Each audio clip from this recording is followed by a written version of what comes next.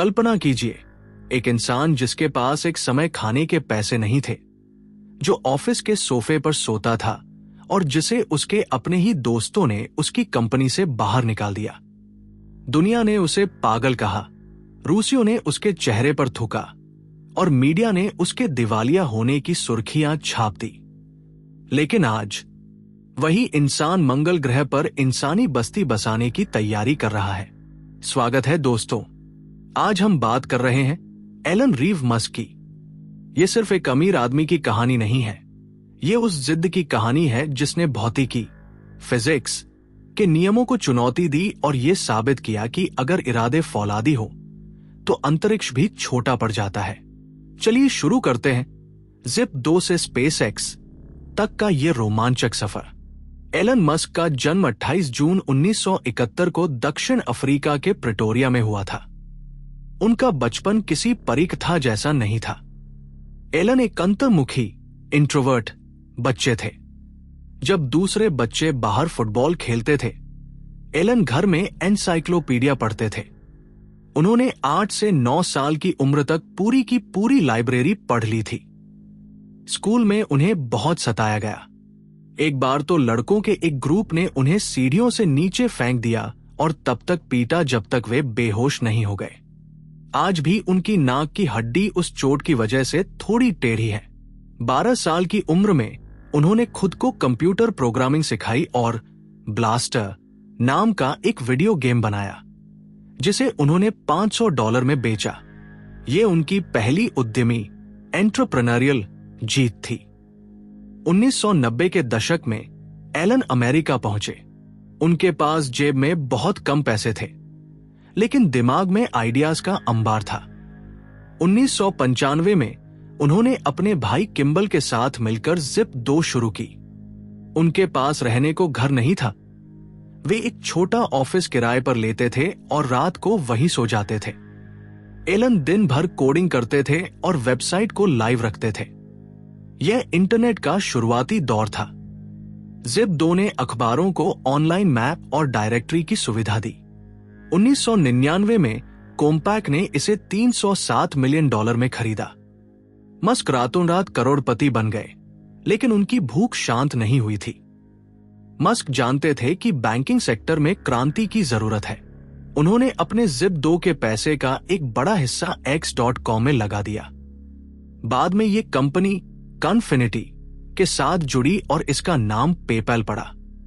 साल 2000 में जब मस्क अपनी पहली पत्नी जस्टिन के साथ हनीमून पर जा रहे थे, तब कंपनी के बोर्ड मेंबर्स ने उनके खिलाफ तख्तापलट कर दिया और उन्हें सीईओ के पद से हटा दिया।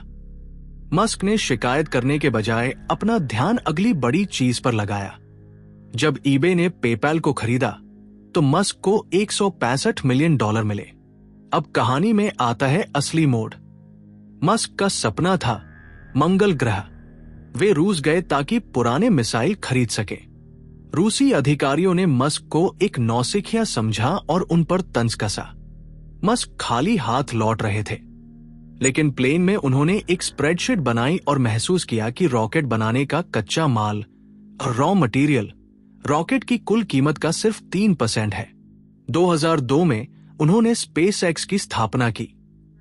पूरी दुनिया ने उनका मजाक उड़ाया।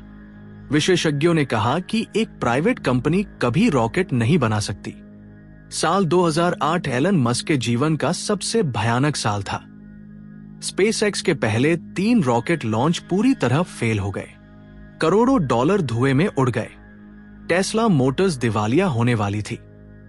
उनका तलाक हो रहा था। मस्क के पास सिर्फ एक लॉन्च के पैसे बचे थे। अगर फैल्कॉन 1 का चौथा लॉन्च फेल होता तो स्पेसएक्स हमेशा के लिए बंद हो जाती। 28 सितंबर 2008 को फैल्कॉन एक सफलतापूर्वक कक्षा ऑर्बिट में पहुंचा। मस्क की आंखों में आंसू थे। असंभव संभव हो चुका था। टेस्ला के जरिए मस्क ने साबित किया कि सस्टेनेबल एनर्जी ही भविष्य है। इस कार ने लग्जरी और स्पीड के सारे रिकॉर्ड तोड़ दिए। मस्क ने दुनिया की सबसे बड़ी बैटरी फैक्ट्रियां बनाई ताकि इलेक्ट्रिक कारों को आम आदमी तक पहुंचाया जा सके। उन्होंने चार्जिंग स्टेशंस का ऐसा जाल बिछाया कि रेंज की चिंता खत्म हो गई। एलन मस्क कैसे सोचते हैं? वे फर्स्ट प्रिंसिपल्स थिंकिंग का इस्तेमाल करते हैं। वे कभी यह नहीं कहते कि यह काम ऐसे ही होता आया है। वे हर समस्या को उसकी बुनियादी सच्चाई, फंडामेंटल ट्रूथ तक तोड़ते हैं। वे हफ्ते में 100 घंटे काम करते हैं और अपने कर्मचारियों से भी वैसी ही उम्मीद रखते हैं। उनके लिए काम और जीवन में संतुलन जैसा कुछ नहीं है जब तक कि मानवता को बचाया न जा सके। मस्क आज हजारों सैटेलाइट्स के जरिए पूरी दुनिया को, चाहे वो हिमालय हो या रेगिस्तान, हाई स्पीड इंटरनेट देना। एक ऐसी चिप जो दिमाग और कंप्यूटर को जोड़ देगी, जिससे लकवाग्रस्त लोग फिर से चल सकेंगे। दुनिया का सबसे बड़ा रॉकेट जो एक बार में 100 लोगों को मंगल पर ले जा सकेगा। एलन मस्क की कहानी हमें सिखाती है कि डर सबको लगता है, लेकिन विजेता वही है जो डर के बावजूद आगे बढ़ता है।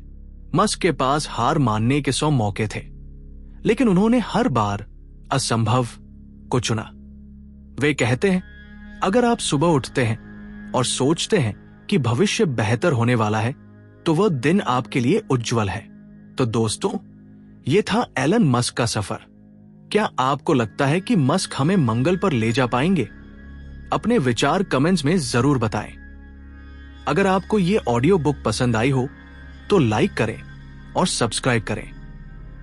मिलते हैं अगले एपिसोड में।